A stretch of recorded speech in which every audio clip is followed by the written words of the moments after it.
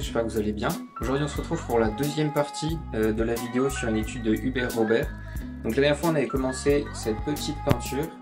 Voilà, on avait juste fait la première couche, voir comment mettre les couleurs là où il fallait, vraiment de façon très simple par rapport à la référence photo.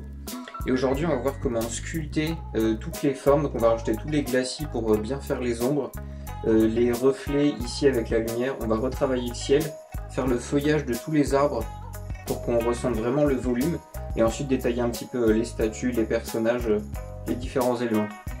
Voilà, et donc si vous n'avez pas vu la première vidéo, pour bien comprendre celle-là, allez la voir, ça servira pour comprendre les bases. Donc voilà, on commence ça tout de suite, c'est parti. On commence cette séance avec un glacis de perspective blanc avec un tout petit peu de bleu sur la maison derrière et les arbres pour éloigner un petit peu ce plan. On voit bien qu'il soit au deuxième plan et rajouter un petit peu de perspective dans la scène.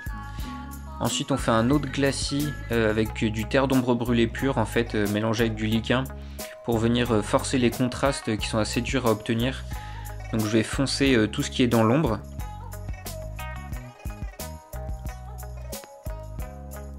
Pour cette deuxième séance, j'ai essayé un nouveau point de vue en reculant la caméra pour qu'on ait une meilleure vue d'ensemble sur tout le tableau. Donc on voit un petit peu ma main, ma palette, mais bon, j'espère que c'est mieux, qu'au moins ça bouge moins. Et on voit tout d'un coup, alors que la dernière fois c'était un petit peu compliqué, en plus ça floutait. Donc voilà, j'espère que c'est mieux, dites-moi si ça vous paraît bien. J'en profite pour vous dire de ne pas hésiter à liker la vidéo et à vous abonner, voilà, ça me soutient, ça soutient la chaîne, c'est super sympa. Et puis voilà, on continue. Maintenant qu'on a fini le gros travail des glacis sur le premier plan, je vais utiliser un pinceau biseauté taille 4 plus petit pour faire les glacis pour les ombres sur le second plan. Ça permettra d'être un peu plus précis pour cette deuxième couche, c'est pas mal. J'utilise le même glacis en un peu plus foncé mais toujours très transparent pour foncer les ombres sur les marches qui sont assez importantes pour qu'on se rende compte que c'est un escalier et pas un toboggan. Et puis voilà, je continue, je fais les petits traits entre les pierres qui vont être de l'ombre. Je continue à marquer le décor, ça permet de voir bien où est-ce qu'on est se placer.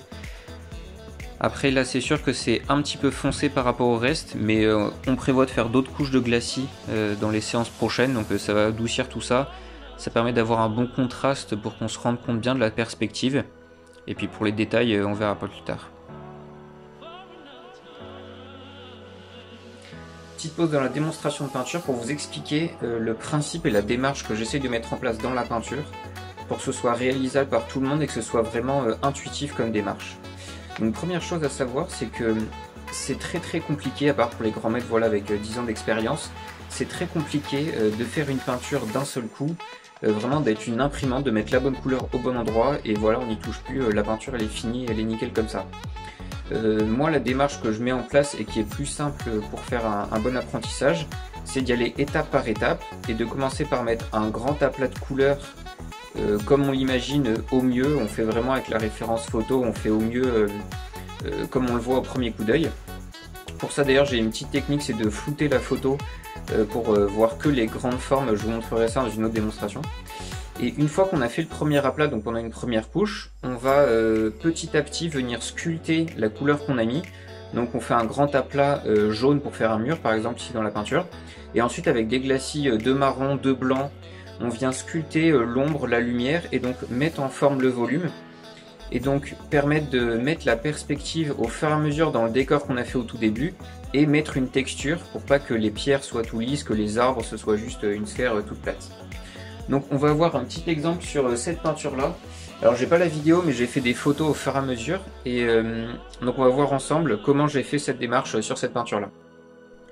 Ici on retrouve la première couche de la peinture avec juste le paysage, même pas le mur autour. Donc on voit que très basiquement j'ai juste pris les couleurs de la photo, le jaune, le marron et le vert, le bleu, et je les ai mises aux endroits où je pensais que c'était bien. Je me suis pas embêté avec des détails, j'ai juste mis les couleurs en gros en respectant quelques nuances. À la deuxième couche, on voit que j'ai simplement rajouté des glacis sur le haut des montagnes pour foncer et qu'on a un meilleur contraste, et j'ai rajouté des glacis blancs ici dans les nuages pour que ce soit plus vaporeux et qu'on ait une meilleure impression de perspective. Donc là vraiment j'utilise ma première couche avec les couleurs de base que j'avais prises de la photo pour venir forcer les détails et avoir un meilleur contraste, une meilleure impression de la distance, des nuages, des différentes couleurs. pour la couche suivante, on peut voir que j'ai pas mal travaillé la partie de pierre sur les colonnes à droite et à gauche avec la statue, sur laquelle j'ai mis pas mal de lumière, des petites ombres, pareil avec des techniques de glacis blanc et un peu jaune et des glacis plus foncés. Et sur la partie du paysage, j'ai continué de forcer les glacis sur les montagnes et les nuages en éclaircissant et en assombrissant, toujours dans une démarche très itérative pour avoir un processus pas à pas pour éviter de faire des grosses erreurs. Toujours dans la même démarche, j'ai continué à forcer les contrastes sur les pierres en mettant plus de jaune pour qu'on ait une meilleure impression de la lumière du coucher de soleil. Et dans le paysage, là j'ai pas changé grand chose. Et voilà la peinture finale qui est un résultat que je trouve plutôt pas mal. Donc on peut voir que j'ai rajouté plein de détails, j'ai mis des branchages un peu partout, des herbes, j'ai beaucoup détaillé la statue. Bon ça c'est parce que j'aime beaucoup mettre des détails mais c'est pas du tout obligatoire, ça dépend de ce que vous aimez faire. Mais sur la statue j'ai beaucoup forcé les contrastes, avec cette fois on arrête de faire des glacis pour avoir quelque chose de plus opaque et qui fasse plus réaliste. Donc cette fois j'ai mis de la peinture blanche avec un petit peu de jaune pour avoir quelque chose de très précis et que ce soit vraiment des reflets lumineux. Et de la même façon sur le paysage, je mets des pattes de plus en plus opaques pour qu'on ait quelque chose qui soit plus vivant. Alors là sur la peinture, par rapport à avant, il y a beaucoup plus de rouge dans les nuages. C'est parce que je trouvais que c'était un petit peu plat, même si c'était joli, il n'y avait pas une vraie vibration, on ressentait pas grand chose en regardant le paysage. Donc pour augmenter la dynamique de cette peinture, j'ai rajouté beaucoup de rouge dans les nuages pour avoir une couleur orangée à la fin. Ce qui fait qu'on a un très beau contraste entre le bleu des montagnes du fond, le bleu du ciel, le vert, le orange. Et ça permet d'avoir une vraie dynamique avec des couleurs complémentaires. Ça sera un sujet qu'on abordera dans une autre vidéo, mais c'est très important de le prendre en compte pour avoir une peinture qui soit très dynamique, parce que ça a beau être très joli, parfois ça reste un peu plat à cause des couleurs. Petit comparatif entre la première couche et le résultat final. On peut voir qu'avec les glacis foncés et clairs pour augmenter les contrastes, on a un rendu qui est beaucoup mieux, qui est plus réaliste, qui a plus de dynamique et qui fait un vrai paysage vivant pour un coucher de soleil. Et en plus avec le dernier glacis de rouge, ça apporte une vraie dynamique dans la peinture qui est très intéressante. On retourne sur notre petite peinture de démonstration. Donc maintenant je vais faire un mélange avec du bleu, du marron et un petit peu de jaune pour faire une couleur vert très foncée qui fait en fait la couleur du bronze oxydé, qui va me permettre de faire les différentes statues, donc la statue sous l'arche au premier plan et ensuite les deux statues de lion au second plan. Donc là je fais vraiment un aplat de couleurs et on viendra le sculpter dans les séances suivantes pour mettre du foncé et des clairs. Ensuite je continue mon glacis en fonçant la fontaine du premier plan, en mettant de l'ombre en dessous pour qu'on voit qu'il y a un petit rebord qui n'est pas au soleil. Ensuite je fais l'eau avec un mélange un peu sali et un petit reflet bleu pour qu'on voit que c'est de l'eau. Et ensuite avec un mélange gris clair je fais les personnages. Là le but c'est juste de marquer les formes des personnages, les placer dans la peinture, pas de mettre les bonnes couleurs. Et on fera ça avec des glacis dans les couches suivantes. Là on veut juste marquer les volumes et l'emplacement sur la peinture. Et je fais la même chose avec les vaches, avec un beige et un marron un petit peu foncé pour marquer leur position et leur forme générale.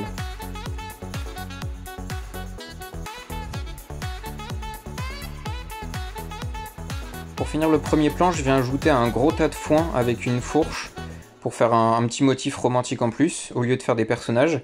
Et puis une petite charrette à côté bien foncée qui va faire un peu ressortir ce plan-là. Donc je fais un mélange marron très foncé avec du terre d'ombre brûlée et un petit peu de bleu. Et après je vais ajouter un peu de lumière et quelques ombres pour qu'on ait une idée de la 3D des objets. Il manque un dernier personnage que j'avais pas encore fait qui est sur l'escalier à gauche.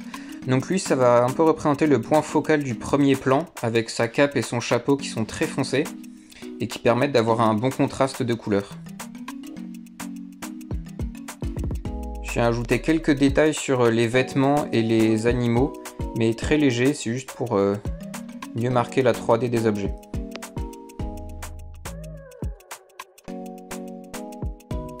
Maintenant je vais m'attaquer à l'arrière-plan au niveau des arbres. Donc avec un gros pinceau avec les poils qui sont tout cassés dans tous les sens, où ils ont tous des tailles différentes, bref un vieux pinceau tout défoncé, je viens tapoter avec une couleur foncée là où il y a les arbres pour faire les différentes ombres avec un motif pas répétitif, quelque chose de très aléatoire en tournant le pinceau dans tous les sens pour pas qu'il y ait des schémas qui se répètent et qu'on voit quelque chose d'artificiel. Donc je viens tapoter un petit peu partout et après avec la même méthode je tapote avec une peinture plus claire en rajoutant beaucoup de jaune dans mon mélange pour faire les feuilles qui sont au soleil. Je fais attention à bien mettre des petites feuilles sur le contour des arbres, ce qui va permettre qu'on voit le ciel à travers et qu'on se rende compte que l'arbre n'est pas une masse toute opaque mais que le ciel passe à travers, la lumière passe à travers. Du coup on se rend compte que c'est une grosse touffe pas compacte mais avec plein de petites feuilles. Et donc j'essaye de faire quelque chose d'aléatoire un petit peu partout. Pour les grands arbres qui sont plus loin, je m'embête moins parce qu'on va pas voir les détails parce qu'ils sont trop loin. Donc je viens juste mettre une couleur plus foncée d'un côté, le côté à l'ombre, et une couleur plus claire du côté au soleil. Pour finir, je fais quelques petits troncs avec un mélange marron très clair, comme ils sont loin, on les verra pas vraiment, c'est juste pour avoir une petite idée générale de la forme et que ce soit cohérent avec le reste. Donc je viens marquer les troncs très rapidement. Pour finir cette séance, on va venir ajouter un petit peu de lumière comme la dernière fois en fin de séance. Donc je prends un mélange blanc et ocre très clair et je viens marquer le haut des marches et les différentes surfaces qui sont très au soleil. Ça permet de mieux marquer les contrastes avec les glacis qu'on avait fait au début. C'est vraiment un aller-retour entre glacis foncé et contraste avec le clair pour jouer avec la lumière et les ombres et sculpter le volume au fur et à mesure. Voilà le résultat à la fin de la deuxième séance où on a sculpté les différents volumes avec ombre et lumière et rajouté quelques détails sur les personnages, les animaux et les arbres. J'espère que ça vous a plu et que ça vous aura appris des techniques que vous pourrez appliquer dans vos peintures. Voilà, on se retrouve la prochaine fois pour continuer cette peinture et la terminer avec encore plus de détails, des glacis pour finir les contrastes, et puis voilà, on verra ça la prochaine fois. Peignez bien, et puis à bientôt!